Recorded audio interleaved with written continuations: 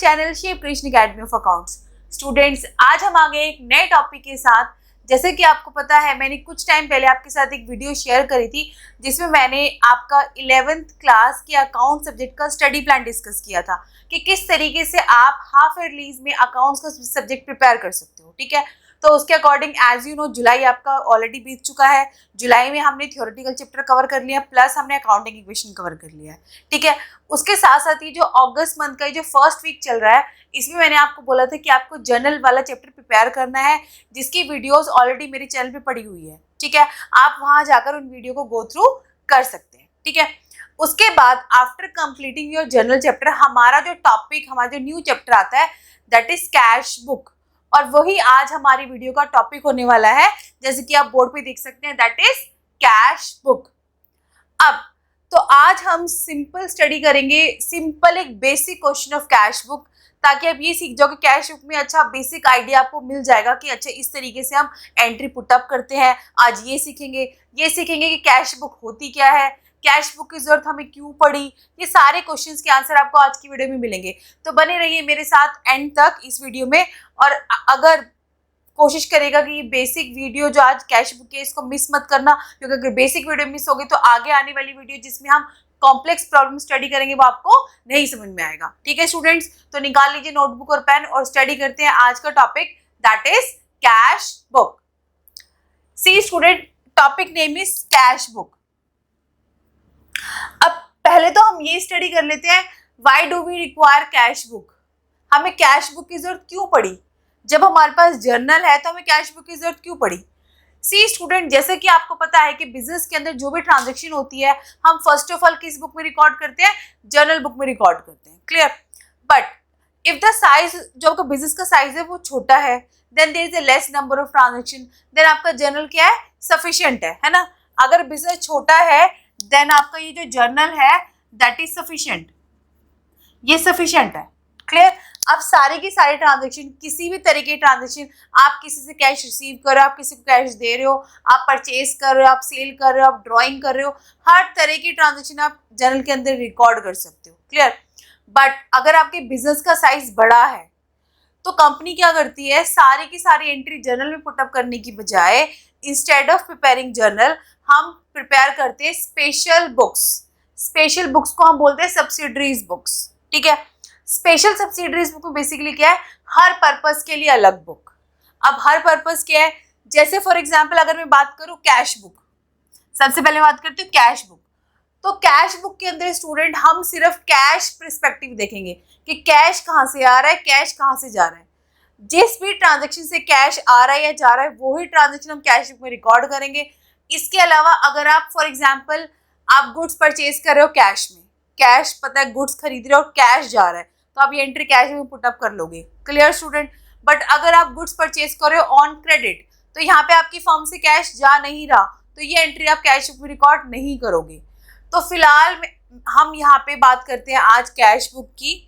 ठीक है, तो आपको सिंपली ये पता होना चाहिए कि cash book is a simple kind of a subsidiaries book. ठीक है, और cash book, we are preparing cash book for recording cash related transaction, यानी कि जिन ट्रांजेक्शन को करके कैश आपकी फर्म में आ रहा है या कैश आपकी फर्म से बाहर जा रहा है, उन्हीं ट्रांजेक्शन को हम कैश बुक में रिकॉर्ड करेंगे।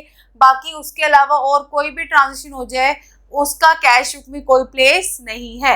यानी कि कैश बुक में we are recording only cash receipts and cash payments. सिर्फ हम कैश रिसिप्ट्स और कैश पेमेंट रिकॉर्ड करते हैं, उसके अलावा कैश बुक में हम फिलहाल और कुछ रिकॉर्ड नहीं करते। ठीक है, क्लियर है? कैश बुक का मीनिंग क्लियर है आपको? अब आगे स्टूडेंट हम ये स्टडी करेंगे कैश बुक के टाइप्स। तो कैश बुक के बहुत सारे टाइप है, single column cash book, double column cash book, triple column cash book. तो फिलहाल आज हम स्टडी करेंगे सिंगल कॉलम कैश बुक। अब ये सिंगल कॉलम कैश बुक क्या है, डबल कॉलम कैश बुक क्या है, ये आपको न्यूमेरिकल करते करते समझ में आ जाएगा। हम इस पे थ्योरी डिस्कस करके टाइम वेस्ट नहीं करेंगे। ठीक है, अब क्या होता है वो मैं आपको बताऊंगी। सबसे पहले हम बात कर लेते हैं कैश बुक के फॉर्मेट की, क्योंकि आपको पता है अकाउंट्स के अंदर हर एक चीज का अलग अलग फॉर्मेट होता है। आपने इससे पहले अकाउंटिंग इक्वेशन किया, उसका अलग फॉर्मेट है, फिर जर्नल किया था, जर्नल का अलग फॉर्मेट है। तो सेम सबसे पहले हम स्टडी कर लेते हैं कैश बुक के फॉर्मेट की। ठीक है। तो जैसे कि आप मेरे बोर्ड पे देख सकते हैं, ये मैंने कुछ लाइंस बनाई है, that is a cash book, that is the format of cash book. अब कॉलम्स क्या क्या रिप्रेजेंट करते हैं? सबसे पहले डेट, देन आपका पर्टिकुलर, देन आपका वाउचर नंबर एंड देन आपका एलएफ। फिलहाल ये कॉलम आपके ब्लैंक रहेंगे, वाउचर नंबर और एलएफ, बट ये बनाना जरूरी है, आप ये कॉलम जरूर बनाना, वाउचर नंबर और LF. LF means ledger folio, जो हमने जर्नल में भी बनाया था, ठीक है। उसके बाद कैश, तो ये एक साइड हो गई। तो मैं आपको बता रही हूँ ये सिंगल कॉलम है। क्या है ये आपका? Single column. सिंगल कॉलम का मतलब ये है कि एक साइड, ये वन साइड पे कॉलम की अगर बात करें, ऐसे तो आप बोल सकते हो कि बहुत सारे कॉलम, एक ही, बट जो अमाउंट का कॉलम है वो सिर्फ एक ही है, कैश वाला। तो that's why it is represent as a single column cash book. ये फॉर्मेट हो गया। अब ये सेम फॉर्मेट डेट से लेकर कैश तक अगेन आगे रिपीट हो जाएगा, जैसे कि आप मेरे बोर्ड पे देख सकते हैं, date, particular, voucher number, LF और कैश। तो यहां तक इस डेट से लेकर और इस कैश तक ये साइड होती है डेबिट साइड, ठीक है। और इस डेट से लेकर इस वाले कैश तक ये होती है आपकी क्रेडिट साइड, ठीक है। क्लियर है? समझ में आ गया? बहुत, एक बार यहां तक याद कर लो, बाकी सेम ही रिपीट करना है। Date, particular, voucher number, LF और cash. Again date, particular, voucher number, LF और कैश, ठीक है।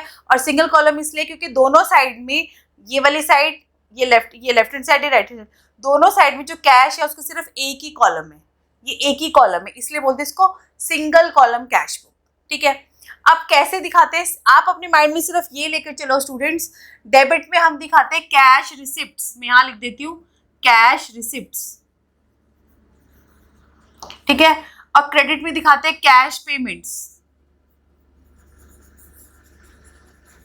इट मीन्स जिन ट्रांजेक्शन को करके आपके पास कैश आ रहा है वो डेबिट में दिखाएंगे, और जिन ट्रांजेक्शन को करके आपके पास से कैश जा रहा है उनको क्रेडिट में दिखाएंगे। और ध्यान रखना स्टूडेंट्स, बच्चे बहुत ज्यादा कंफ्यूज हो जाते हैं, आपको सिर्फ कैश पर्सपेक्टिव देखना है।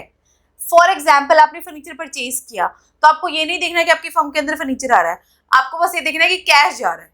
सिर्फ कैश पर्सपेक्टिव देखो, कैश आ रहा है, कैश जा रहा है, उसके अलावा क्यों आ रहा है ये नहीं आपको देखना कि और चीज क्या आ रही है, कैश अगर जा रहा है तो क्यों जा रहा है, इतना नहीं जाना। सिर्फ आपको कैश पर्सपेक्टिव देखना है। यहाँ पे किसका पर्सपेक्टिव देखना है? कैश का। अगेन एंड अगेन मैं दोबारा से बता रही हूँ, कैश पर्सपेक्टिव देखना है, ठीक है। कैश अगर आएगा तो डेबिट में लिखेंगे, कैश अगर जाएगा तो क्रेडिट में लिखेंगे, ठीक है। और ज्यादा क्लियर हो जाएगा जब हम एक एग्जाम्पल करेंगे। तो निकाल लीजिए नोटबुक और पेन। फिलहाल मैं, आपने ये फॉर्मेट बना लिया होगा। तो जैसे कि आप ये देख सकते हैं, कुछ मैंने ट्रांजेक्शन लिखी है, ये बहुत बेसिक ट्रांजेक्शन मैंने मेंशन करी है। आगे वाली वीडियो में हम स्टडी करेंगे आपका इससे थोड़ी बहुत कॉम्प्लेक्स प्रॉब्लम, बट वो वीडियो देखने से पहले आपको ये बेसिक प्रॉब्लम जरूर आनी चाहिए। क्लियर? तो आपको ईयर गिवन है, 1 अप्रैल गिवन है, तो स्टार्ट कर लेते हैं ये 1 अप्रैल ईयर। सबसे पहले यहाँ पे हम डेट लिख देते हैं, ठीक है। तो 2023 एंड 2023 दोनों साइड मैंने ईयर लिख दिया। सबसे पहले है 1 अप्रैल को कैश इन हैंड 22,50,000। अब ये जो कैश इन हैंड है इसका मतलब आपका बैलेंस है, आपके पास कैश है, इतना कैश इन हैंड ये ऑलरेडी पड़ा हुआ है, ठीक है। तो it is a opening balance, it is a positive balance. ये पॉजिटिव भी हो, ये कैश का बैलेंस हमेशा पॉजिटिव ही होगा, ठीक है। तो फिलहाल मैं इसको इस साइड लिख लेती हूँ, पॉजिटिव बैलेंस, पॉजिटिव। तो लिखेंगे हम 1 अप्रैल और लिखेंगे टू बैलेंस ब्रॉट डाउन। कितना है आपका? 2,50,000। ये पॉजिटिव बैलेंस से मैंने स्टार्ट कर दिया। नेक्स्ट 2 अप्रैल, डिपॉजिट इनटू बैंक। आपने कैश बैंक के अंदर डिपॉजिट किया, यानी कि कैश आपके फर्म से बैंक में जा रहा है।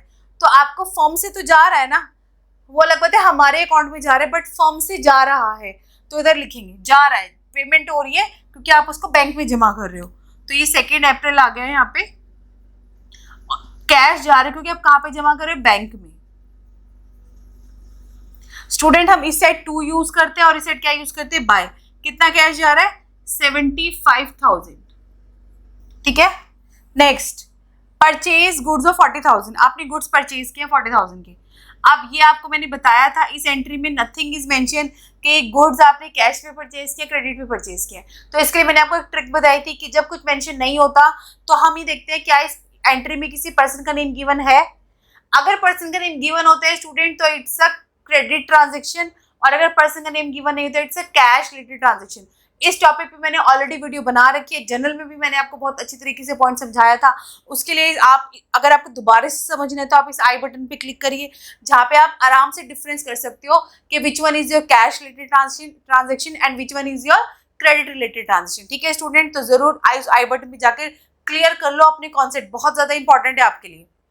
तो फिलहाल इसमें इंफॉर्मेशन गिवन नहीं है कैश या क्रेडिट, और इसमें किसी पर्सन का नेम भी गिवन नहीं है, तो हम ये अज्यूम करेंगे कि हमने गुड्स खरीदे कैश देकर, यानी कि आपने कैश पे गुड्स खरीदे हैं। तो पैसे देखो, पैसे आ रहे हैं जा रहे हैं, कैश जा रहा है। ठीक है, तो ये एंट्री आएगी इस तरफ, थर्ड बाय परचेजेस अकाउंट। कितना कैश जा रहा है? 40,000। Next, purchase goods from Ramesh. ये दोनों एंट्री साथ इसलिए दे रखी है ताकि आप क्लियर कर सको, यहाँ पे भी आपने गुड्स खरीदे हैं और इन्फॉर्मेशन नहीं है कि आपने कैश पे खरीदे क्रेडिट पे, बट फिलहाल यहाँ पे रमेश का नाम गिवन है।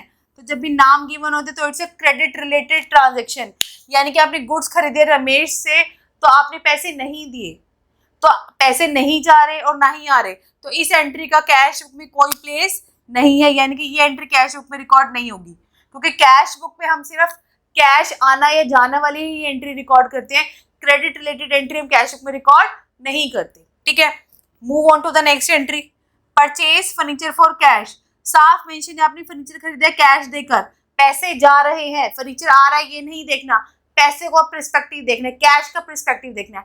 कैश जा रहा है, क्यों जा रहा है? क्योंकि आपने फर्नीचर खरीदा है, तो यहाँ लिख देंगे bye furniture. 11th entry, bye furniture.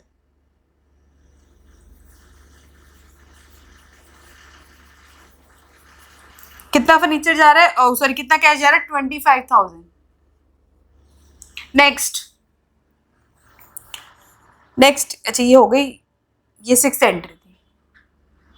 Next है आपका loan given to Chander 20,000 rupees. पैसे जा रहे हैं, आपने चंदर को in the form of loan पैसे दिए हैं, तो पैसे तो जा रहे हैं, कैश तो नहीं आ तो नहीं रहे, जा रहे हैं, तो लिखो बाय चंदर, बाय चंदर। आप ब्रैकेट में मेंशन कर सकते हो कि चंदर को आपने दिए पैसे लोन की फॉर्म में, कितने? 20,000 रुपीज, पैसे जा रहे हैं। Next, paid to Ramesh. आपने रमेश को पेमेंट की है 28,500 की, आ रहे हैं पैसे जा रहे हैं, यस कैश जा रहा है रमेश को, पर्पज नहीं है कि रमेश के पास क्यों जा रहा है, तो यहाँ पे लिख देंगे हम 12th entry by Ramesh, that is 28,500। Next entry move on करते हैं, sold goods to Vishnu for cash. आपने गुड्स सोल्ड किए और साफ मेंशन है कैश, यानी कि आपने कैश पे गुड्स सोल्ड किए हैं। ठीक है, पैसे आ रहे हैं, जब भी हम सोल्ड करते हैं कैश आता है, परचेज करते हैं कैश जाता है, और कैश मेंशन है, तो लिखेंगे 13th को टू सेल्स अकाउंट। कितना? 36,000। नेक्स्ट, पैसे आ रहे थे। नेक्स्ट 15 कैश सेल, साफ मेंशन है कैश सेल करी आपने 1,20,000 की, ऑफ विच बैंक डोन 20 अप्रैल 1 लाख। आपने 15 तारीख को फिलहाल 1,20,000 की गुड्स भेजे कैश पे, तो फिलहाल हम 15 तारीख की एंट्री करते हैं यहाँ पे, टू सेल्स। कितने की सेल्स की है हमने? 1,20,000 की, बट उन्होंने आगे ये मेंशन कर दिया कि हमने 1,20,000 में से 1 लाख रुपए 20 अप्रैल को बैंक में जमा कर दिए, तो पैसे जा रहे हैं 20 तारीख को, तो यहाँ लिखेंगे 20, और पैसे जा कहाँ रहे हैं? बैंक में जा रहे हैं। कितने जा रहे हैं? 1 लाख। ठीक है, तो ये समझ में आ गया entry. Next move on entry, receipt from Gangaram. अब ये नहीं लिखा क्या मिला है, तो by default you have to assume cash ही मिला होगा। आपको पैसे मिले हैं गंगाराम से 19,600, तो टू गंगाराम। कितना अमाउंट मिला आपको? 19,600। क्लियर, पैसे मिले। Next, issued cheque to a creditor. अब आपने पेमेंट करी क्रेडिटर को, बट आपने पेमेंट किसके थ्रू करी है बेटा? स्टूडेंट, कैश चेक के थ्रू, चेक के थ्रू। और आपको ये पता होना चाहिए जब भी हम चेक के थ्रू पेमेंट करते हैं तो पैसे हमारे पॉकेट से नहीं जाते। पॉकेट मतलब पैसे जाएंगे तो पॉकेट से, बट वो हमारे बैंक के थ्रू जाएंगे। तो फिलहाल हमारे ऑफिस से कोई भी कैश नहीं जा रहा, ठीक है। तो ये एंट्री भी हम कैश बुक के अंदर रिकॉर्ड नहीं करेंगे। मैं यहाँ से कट कर देती हूँ, ठीक है। क्लियर है? हो गया हमारा question. Single column cash book पूरी एंट्री हो चुकी है। अब स्टूडेंट सारे एंट्री पुटअप करने के बाद क्वेश्चन यहीं पे खत्म नहीं हो जाता, हम इसका टोटल करेंगे। और टोटल करना भी बहुत तरीके से आपको आना चाहिए। तो आपको नहीं पता कौन से साइड का टोटल ज्यादा है कि कौन से साइड का कम। आप रेंडमली आमने सामने देखो, आमने सामने हमने 2 लाइन लगाई और आप इसका टोटल करो। ठीक, तो जब आपने इसका टोटल किया गया आया 4,25,600, ठीक है। इस साइड का टोटल कर लिया, अगेन आप उस साइड का टोटल करो। तो जब आपने इस साइड का टोटल किया है 2,88,500, यानी कि कैश रिसिप्ट है आपकी 4,25,600 और कैश पेमेंट है आपकी 2,88,500। अब next what you have to do, you have to balance both the sides. आपको बैलेंस करना है, ठीक है। अब बैलेंस करने के 2 तरीके हैं, या तो आप यहाँ से माइनस कर दो कुछ अमाउंट ताकि वो इसके इक्विवेलेंट हो जाए, या आप यहाँ पे अमाउंट ऐड कर दो ताकि वो इसके इक्विवेलेंट हो जाए। क्लियर? तो कभी भी हम इसमें माइनस नहीं करते, हम हमेशा ऐड ऑन करते हैं, यानी कि जिस साइड बैलेंस कम होता है उस साइड डालते हैं, ये याद रखना, ठीक है। तो दिस माइनस दिस जब हमने किया, जब आपने माइनस किया तो ये आया आपका 1,37,100, ठीक है, 1,37,100। अब ये जो आया इसके सामने हम लिखेंगे, बिल्कुल इसके सामने, बाय बैलेंस CD। सी मतलब क्लोजिंग बैलेंस है तो कैरेट डाउन मतलब होता है, ठीक है इसका। और ये अप्रैल मंथ है तो हम अप्रैल की लास्ट मंथ की डेट डालेंगे, दैट इज 30th। और फिर उसको ऐसे आमने सामने, बिल्कुल आमने सामने स्टूडेंट ध्यान से टोटल करेंगे और 2 लाइन लगा देंगे। तो 4,25,600, यहाँ पे भी 4,25,600, बिल्कुल आमने सामने। और इस कैरेट डाउन को हम इधर ब्रॉट डाउन कर देंगे। अब अप्रैल के बाद आता है मई, तो 1 मई to balance brought down. Brought down मतलब जो क्लोजिंग बैलेंस होता है लास्ट मंथ का, वो आने वाले मंथ का ओपनिंग बैलेंस बन जाता है, दैट इज 1,37,100। यहाँ तक करके क्वेश्चन छोड़ के आना है आपको, तब आपका क्वेश्चन कंप्लीट माना जाएगा। Clear student? देख लो ध्यान से, स्क्रीनशॉट ले लो बेसिक क्वेश्चन का, पूरा क्वेश्चन के साथ स्क्रीनशॉट लेना ताकि आपको लगे कि हाँ this is the basic question, और इस तरीके से हम एंट्री पुट अप करते हैं। क्लियर? मैं एक बार दोबारा बता देती हूँ, आपको नहीं पता किस साइड का टोटल ज्यादा आएगा, आप इसने इसका टोटल किया, इसका टोटल किया, जिस साइड का टोटल कम आता है तो दिस माइनस दिस, ये लिखा, इसका लिखेंगे बाय बैलेंस कैरेट डाउन, आमने सामने टोटल करेंगे, 2 लाइन लगाएंगे। कई स्टूडेंट क्या करते हैं यहीं तक क्वेश्चन खत्म करके आ जाएंगे। नहीं स्टूडेंट्स, कैरेट डाउन के बाद इसको ब्रॉट डाउन जरूर करके दिखाना है, तभी आपको क्वेश्चन कंप्लीट माना जाएगा, अदरवाइज ये इनकम्प्लीट माना जाएगा, ठीक है। तो this is the basic question of cash book. I hope आपको बेसिक क्वेश्चन समझ में आ गया होगा किस तरीके से हम पुट अप करते हैं, क्या पर्सपेक्टिव देखते हैं, क्योंकि अगर आपको बेसिक क्वेश्चन नहीं आया तो आगे कॉम्प्लेक्स प्रॉब्लम समझने बहुत आपको टफ होने वाला है, ठीक है। तो इसके साथ साथ, इस क्वेश्चन के साथ साथ मैं आपको नीचे डिस्क्रिप्शन बॉक्स में कुछ और सिंपल क्वेश्चंस की लिस्ट प्रोवाइड कर दूंगी, आप बैठिए उनको सॉल्व कर लिए। उसके साथ साथ आप अपनी बुक से भी क्वेश्चन सॉल्व कर सकते हैं। अगर आपको कोई डाउट आता है बेसिक क्वेश्चन में, क्योंकि अभी फिलहाल हमने बेसिक क्वेश्चन किया है, तो आप मुझे नीचे कमेंट सेक्शन में जरूर बताइएगा, मैं आपकी क्वेरी जरूर सॉल्व करूंगी, ठीक है। तो आई होप आपको ये basic question of cash book जो हमने आज स्टडी किया है आपको अच्छे समझ में आ गया होगा। तो अगर आपको समझ में आया है तो प्लीज़ मेरी वीडियो को लाइक करिए, अपने फ्रेंड्स से शेयर करिए, मेरे जो चैनल है शेप क्रिएशन एकेडमी को ज़रूर सब्सक्राइब करिए, and yes also press the bell icon for the notification of upcoming video. Thank you so much students, good luck.